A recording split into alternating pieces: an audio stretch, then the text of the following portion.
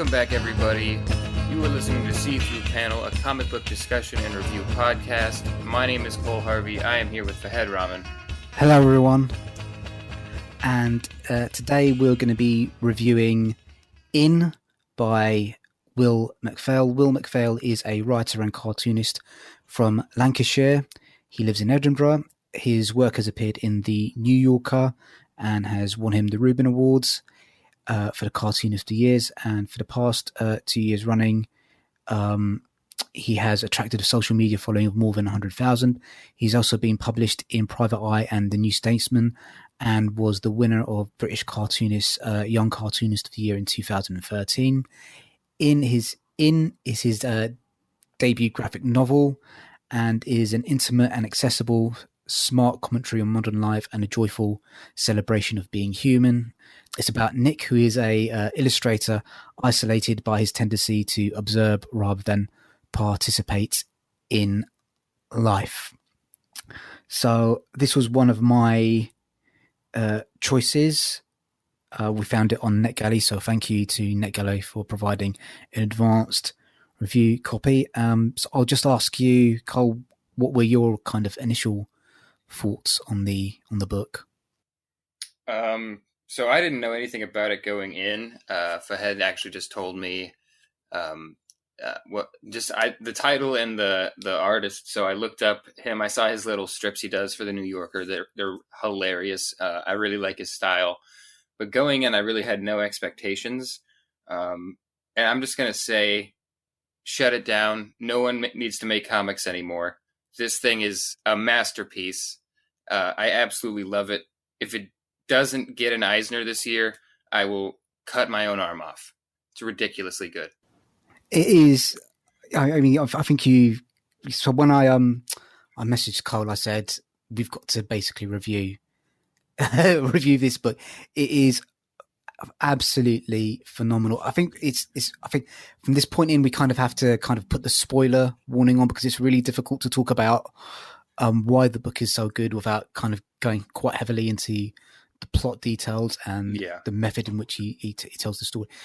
But if you want to stop listening now, just go out and buy the book. I believe it's going to be published on the 13th of May, 2021. Please buy the book. It's superb. So let's talk a little bit about the story. So it's about Nick, and one of the things that I really liked was that initial kind of prelude where he's at the swimming pool. What were your thoughts about kind of like how that was all set up? That was a hell of a way to open. So I didn't know what this was going in, and I didn't know anything at all, even after the first 5 pages, because it's just him talking about how when he used to go to the swimming pool as a kid, he loved to go down the toilet bowl slide. We had one of those when I was a kid too, and he liked that because it was like a moment of isolation in just this cesspool of children, and it's very it kind of definitely shows you that we're dealing with a character here that's a bit reserved or has a bit of trouble showing his emotions, but it also it's telling, because it shows you this guy's oddball humor and his oddball way of conveying feelings through these weird metaphors and jokes. Yeah, the one thing that immediately grabbed me in the opening couple of pages is the way that he draws eyes. It's kind of, he's got a really expressive way of drawing eyes where they're kind of like they pop open, wide open, and it's just like these pinprick pupils, and it just, the way he kind of does subtle things with the eyes was the thing that immediately grabbed me in those opening couple of pages. Yeah, that was the first thing. When there's some kids sitting inside the toilet bowl slide while he's going down it, and it's almost like a horror movie reveal. They're just like wide-eyed staring at him like owls almost. That honestly was a little frightening, even though I know it's probably like some 10-year-old kids. Yeah, it was kind of like, it was. The book is hilarious. It's got kind of a lot of. So I think I've read it 2 or 3 times now, and like the second and third time through, there was that subtle gags in the background that I picked up that I didn't pick up initially. And yeah, it's exactly what you think is kind of. He does a lot of weird, awkward moments with kind of the eyes, and he's got quite clean, simple line work. Sorry, so that's the other thing kind of I enjoyed about the art style. From then on, we get introduced to like Nick as an adult and kind of the way that he's living his life at the moment. I just yeah, what did you think? How did you find Nick as an adult? It's quite a juxtaposition to the way he was as a child. For the first at least 30 to 50 pages, I considered him to be a sociopath. The first interaction you get with adult Nick is him saying he needs a good bar to be sad in, not because he's sad, because a sad man being sad in a sad bar is a phenomenon that he has heard of and would very much like to play at for an evening, which is a very fucked up thing to say and do. But I mean, this is also the start of the visual gags with the names of the bars and the coffee shops. Yes. So the first bar he goes to is the Your Friends Have Kids bar, and it says weaponized self-awareness and cocktails. And that at that point I was already laughing my ass off. And that's the first page after the title page. Yeah, it's kind of, he's very much, yes, it's interesting what you said about him being like a sociopath or a psychopath, because rereading that now, I can kind of see where you're coming from with that. It's kind of very much what's the name of the main character in American Psycho? It's very much, well, this is what other people do, so I should kind of maybe try and do this as well, so I can experience some kind of like genuine human emotion. He does have some Patrick Bateman vibes. That's exactly right. Yes, without the murder. Just to be clear. Yeah, like just the gag in the bar where he's asking for a drink, and he ends up with like a really effeminate cocktail. Yeah, and I just kind of like he's kind of Will's mastery of kind of these visual gags, the way that he's able to animate the characters in each frame of the page is just absolutely kind of wonderful. I'm just looking at a panel where he's kind of looking back at the beer that he's bought from the bar, and it's so funny. It's so funny. God, he's great at the acting, and he's really good, I think, at knowing where to place his speech bubbles, his lettering. Yes. It adds to the timing of the jokes. So he's mastered a lot of humor comics do this, but the silent panel between the jokes, he uses that a ton, and then as well as just the placing of the lettering really adds to the impact of the jokes and the timing of it. Yeah, and then from there on, we meet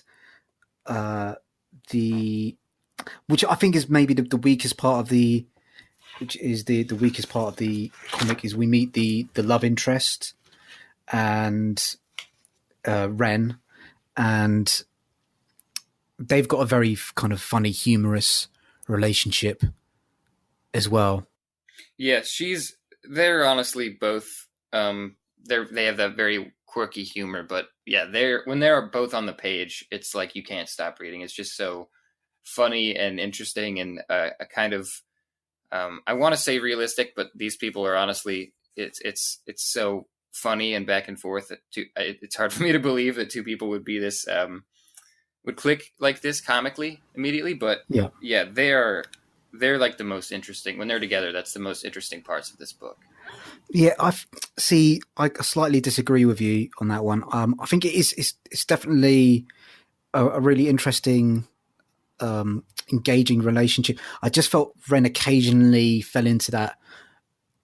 She kind of came close to that line of being a magic pixie girl. That kind of like, this strange woman who's kind of gonna sort out all the man's problems. She doesn't quite do that in the book. It's the book's a little bit more intelligent than that, but it kind of, for me, kind of skirted that line a little bit. But their relationship is really charming and lovely. Yeah, very much. Yeah, I can see where you're coming from with that. Um, I think I might have leaned that way if she had a little less independent dialogue, kind of. There's a lot of stuff when she's talking about how she's doing her own life stuff and she can't deal with this right now, and how they several times she just says how their relationship really isn't anything serious and stuff like that. So I kind of just I felt like that was a realistic touch for an adult who has a life dealing with this kind of Yeah, scenario. yeah, yeah. I think that's definitely a fair point. Where do you think this story takes place? Because I couldn't figure out whether it was in England or if it was in the United States. Because to me, a lot of the architecture looked like it Hmm. was like in the United States, but they've got pound signs and stuff. So I was really, yeah, I was a bit confused. I don't know what you felt about that. I wondered the exact same thing. I thought it was in the U.S. for the beginning until, yeah, there was some pound signs, and then he calls. I didn't even know, um, like the nationality of Nick. Yeah, But he calls his mom Mum. So I was yeah, like, is this in London or I don't know where we are. I guess it doesn't really matter, but yeah. it's interesting. It is yeah, it is interesting, kind of like because the architecture definitely looks like the United States. They look like maybe a New York or yeah, Hmm. yeah, something like that. Then we kind of slowly get more introduced to uh, Nick's life from there, and then I think basically the inciting incident of the book takes place. I think kind of let's see, 30, 40. When does he break it? When does his toilet bowl break? Because for me, that's the inciting incident. It's right after he sleeps with Ren. Oh, that's such a funny sequence. The It's such a stage play, yeah, the stage play is so funny. that was so clever. Basically their date, they're going on a date, and you just see a stage and the curtains pull back, and it's them acting out eating at a table, and then them acting out taking an Uber, and then them having sex in very just odd positions, and then they take a naked bow and the curtains close. Yeah, it's kind of sort of cleverness that what's the name of that musical that didn't win the Oscars a couple of years ago, La La Land. It's kind Oh, of yep. that's kind of what La La Land kind of aspires to be in terms of its visual sort of story. Is very very clever, so funny. God, I love that. Yeah. But then, yeah, right after that is when the toilet bowl breaks. Yeah, so for me, that's the inciting. I don't know where you think. So that's maybe 60 pages in. Like the rest of it's God, kind yeah. of yeah, it's kind of I don't know, set up really to kind of introduce us to Nick and what his world is like, and then toilet bowl thing happens. Yeah, I would agree, that was the inciting incident. Because before that, you're like, I'm into this story. It's clever, it's funny, but what is it about?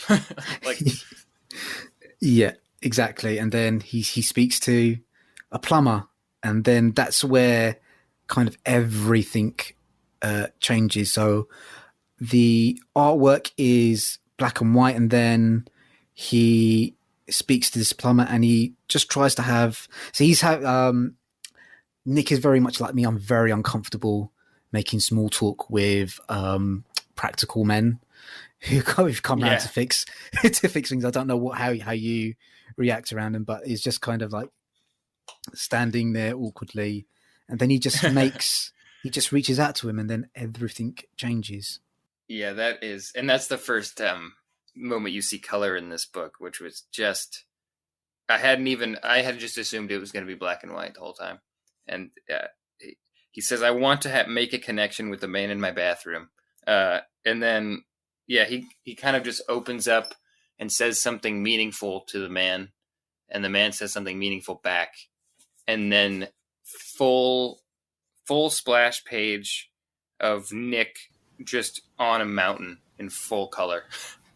Yeah, it's. Do you want to talk a little bit about kind of the coloring and the art style that Will's used to kind of so basically the mountain represents the inner life, the inner mind of the plumber. So do you want to talk a little bit about kind of like the coloring and Yes. all the way he lays out those sequences? Yeah, definitely. It's so prior to this, I guess we haven't talked much about the art. It's a very somewhere between cartoony and realistic. Like right in the middle, I would say he's got some cartoony facial expressions, but it's all black and white, kind of like washy. So there's some texture there, but it's mostly just black and white figure drawings, and then um, and it's all you're just seeing regular day life stuff. And then in this page, we cut to a very painterly colored, just beautiful mountain landscape scene. And his color work is, I don't really have words for it. It's so it's so nicely done that I honestly want a full color graphic novel from him. But it's basically just this very, I can't tell if it's digital paints or if it's real paints or what he's doing because I'm not an artist. But um, it's very warm colors, and he switches between those like really light blues and light like oranges and stuff. And for each time that this happens after, just blew me away. This type of scene happens a couple more times, and it is jaw dropping. I spend at least 5 or 6 minutes per page when it's colored like this. Yeah, it is stunning in the literal meaning of the word. I was stunned the first time. Sorry, I was stunned the first time that transition happened. I was just like, "Whoa, this is going somewhere else. It's turning Yeah. into a very different, very different story." I don't know what your reaction to that was. Yeah, it was incredible. Yeah, this is when I was hooked. Like I would have continued to read it regardless, but when this happened, my pace doubled to reading this thing because it's almost like they before each time this happens, they look each other in the eye, and the person who he's talking to, they finally have irises and they're Yeah, colored, and then that's like that color on their eyes is almost like a portal to just a world of more color. And that's kind of how Nick is seeing it too, I think, because he's never really experienced meaningful dialogue with anyone. yeah. I completely agree with that. And then, kind of what happens to Nick afterwards, that he tries with various different people to kind of recapture that sense of connection that he had with the plumber. So I think he talked to his neighbors, and I think he fails a couple of times. I think he tries with his sister, but him and his sister don't really have that sort of close knit, tight relationship. Mm-hmm. And he goes on kind of. I think he even tries with Ren as well, doesn't he? At one point, and that's where that conversation kind of like she's busy being a doctor and saving people's lives, and Yeah, isn't in the I suppose you're right. Kind of the relationship with Ren kind of does happen on her terms. yeah, Really, she kind of like she's the one who kind of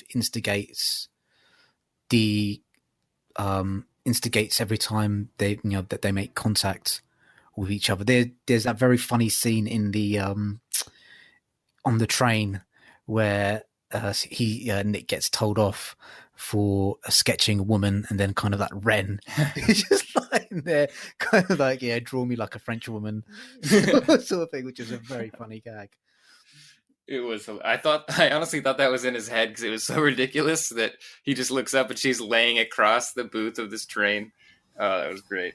Yeah, yeah, and then he kind of babysits his nephew, and this for me, apart from the inside thing that happens towards the end of the book, this is my favorite inside the mind sequence, because like it's just the he's absolutely terrified. He's looking around, and these tiny terrified potato cannibal type people. It's just yeah, it's just kind of both scary and funny, and yeah. Yeah, that was. I honestly thought it was hilarious the entire time with the nephew. It's just it was very deep and very meaningful, the conversation he had with his nephew. But honestly, I was still laughing about the dialogue from before that. He's talking to him and saying, like, making up excuses why he's not always around, and then there's just his own thoughts. Just why are you lying to a 4-year-old? And that's pretty much his whole character right there. Is just Yeah, like, why are you doing this? And yeah, the scene with the little potato people dance. He's standing on an altar. He's on fire. It's so odd. It's all very psychedelic, but Yeah, it it's is. very And then they funny. start to eat him, which Yeah, is not great. yeah. But I think he kind of like had he had a good time, really, and kind of like Yeah, his him and his nephew could become really really close together. And then he, for me, the next bit with his mum, which is just really heartbreaking, kind of. As kind of listeners of the podcast might know, that my mum passed away not that long ago, and he has a conversation trying to connect with his mother on a deeper level, and this really it touched me. It touched me a lot. This bit, and I'm not exaggerating when I say that this particular passage of the book helped me through the grieving process with my mum, with my mum passing away. So this conversation that he kind of has, there's with his mum, there's a section where he says, I'll read it out. I'm not just who I am to you, Nick. And Nick says, you're my mum. And then his mum says, no, I'm Hannah. And then that's the gateway to kind of her inner life. And that to me it was a really powerful moment. yeah. That moment, that got my first tear of the read. That moment there. Yeah. Um, I don't know how to really broach this because I feel like it's very personal for everyone that reads it. But that's for the moment where it turns, and it's still funny in parts. But after this moment, it is just honestly a harrowing read for a while. Yeah. For me. Yeah. It's what Will has done really. What he's managed to do is everything up to this point is, how to say it, it's made you care about the characters through these kind of funny, poignant, touching moments, and then he kind of turns the screw, and a bad thing happens, and it really. I'm sorry. You're fine. It was really. Yeah, it was kind of unexpected, and it was also brilliant, and it really worked as well. It's kind of, what this moment reminded me of. I don't know if you're familiar with the Fresh Prince of Bel Air. I am. Yeah. So there's throughout the series of Fresh Prince of Bel Air, it's usually a light-hearted, funny TV show, but there's one moment where Will's father leaves him, and he breaks down in tears, kind of talking to Uncle Phil about what he's going to achieve without his dad, and they just it's all bravado, and then he breaks down crying, saying why doesn't he want me? It was, for me, this this moment in reminded me of that. It's kind of like, okay, there's a lot of funny light-hearted stuff, but you care about these characters, you only want the best for them, and then something like this happens. Yeah, it is, and it's their conversation is conveyed through that painterly colored landscape of very fantastical things happening. But there are some moments that you can tell kind of what's happening in there, like when Ren appears in the vision, which is unexpected but has some significance if you've read the story. Yeah. Yeah, that was a very difficult part to read. You could probably tell it's something special because we're having a little trouble talking about it. But yeah, it's yeah, it's so well done, and it's in other stories that might have been slightly exploitative, but it didn't feel like that in this. And I think I haven't read too much about it, but I think one of the things that I read was that it's slightly autobiographical. And I think that you can kind of tell that in kind of the term of the way he handles what happens to Will's mum. Yeah, I think I'm assuming a lot of this is, and I would have to assume this part is just because it's handled so realistically and with a knowledge of how these things go. Yeah, Unfortunately, I wish it was the most fictional part of the graphic novel, but yeah, I would have to imagine that is a pretty personal scene for him too. And if yes, not, then this man is a genius. If none of this happened to this man, then he just has a window into human emotion that I do not understand. yeah. I think he's a genius either way. Yeah, he is. Yeah, yeah. For me, I don't think this is just kind of. If I read a better graphic novel this year, I will be thoroughly surprised because I think this is just about as good as it gets. If I read a better book this year, I'll be shocked. I was thinking the same thing. I have read countless graphic novels and more than 10 prose novels in the last year, and this is the best thing I've read. Uh, this may be the best thing I've read in general Yes. because Yeah. this thing, I think it's going to win a ton of accolades. I think it deserves them all, and I really hope then that pushes him to make more work like this. Like I'm sure you can't replicate something like this. It's very Yeah. personal, but I'm sure he can make something else, and I would kill to read more from him. Yeah. I completely agree. There's just one more plot point that we don't want to kind of spoil the ending, but um, too much. But there's one scene um, in the hospital, and I recognize this bit quite a lot. Kind of his sister is the one who's done all the research on the condition, and she's come prepared with all these questions, and Nick is just kind of head almost in his hands, just sitting quietly next to his mother while they're in the while they're in the hospital.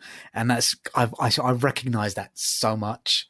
That's kind of Mm. like, yeah, that's a very, very familiar um thing to me, is because there's always someone in the family that's gone on the internet and done all the research and tried to figure out where these if there's any treatment being developed over here or over there that could possibly work. So that's something I recognized a lot. Yeah, that I really like that scene. It just shows that this guy is drawing on his own personal history for this. So yeah, I really like that scene a lot. I don't want to talk much about it, but the way it ended was phenomenal as well. Oh, it was so beautiful. um, and yeah, I cried um, Same. at the end, and it's it's it's the book is funny and sad and sweet and touching, and yeah, it's a beautiful thing. It's a beautiful thing. I think it transcends the medium in a way that um, really shows you what you can do with a graphic novel. And this is something that I'm going to buy one hard copy for myself, and I'm going to buy a couple for my family and friends because there are some people that like comics that I talk to that I show them stuff, and then there are others that won't touch them. But this is something that I will push, and I will say, this is not a comic book. This is the definition of high art for me. It's amazing. It is utterly amazing, and he's so brave with his use of space as well. There's some pages that have got 9 to 10 panels on them. Then there are other pages where it's a single image or a single panel, and he's utterly mastered it. Yeah. Oh So yeah. I think we've talked kind of like a lot about a lot about. Is there any kind of like closing thoughts? How long have we been speaking for on this? Half hour. Half hour. I think that's kind of waxing lyrical about it. I feel like I've hogged a lot of the conversation. Is there Oh no. yeah, is there any kind of anything else that grabbed you kind of about the book? I would just be just gushing about it at this point. I mean, you know where I stand at this point. This thing's incredible. I don't know. I don't know what to tell you. Read it when it comes out, please. There's nothing I recommend more. And also just check out this guy's Twitter or his works, Will McPhail. He just does these little one image humor comic things that are very they're smart politically and comedically. And this guy is a genius. I don't know what to tell you. Please guys, please buy this. But we will include a link in the episode notes, so you can get it off Amazon. And please pre-order it. It deserves to be a bestseller. It's a wonderful, beautiful book. Thank you, Will. Thank you. Genuinely, thank you. Yeah, thank you for producing something so gorgeous, and that genuinely actually helped me. So thank you, Will. Please buy it, guys. Definitely. Thanks, guys, for listening. Please pre-order this stuff. Check out the links in our description. We're gonna have I'll have a couple different links of places to pre-order this, in case some people just don't like Amazon, and I get that. Yeah. So I think it's worth pre-ordering even if you don't. Yeah, I've set up a bookstore.org account as well, so I'll send you the link to that, Cole, so you can kind of put that link in there as well. And I just also want to thank one of our listeners, I don't know who it was, who actually purchased a Pinecast account, and that's kind of basically paid for 4 months of hosting for us. So genuinely, thank you so much for that. Please continue to put tips in our tip jar, and use the Pinecast code to buy membership to Pinecast. Yeah, and whoever used that referral code for Pinecast, hit us up and let us know what you're doing, because I would want to listen to whatever it is you got going on. Yeah, please. Thank you, guys. So, take care, and we'll see you next time. Thanks, guys.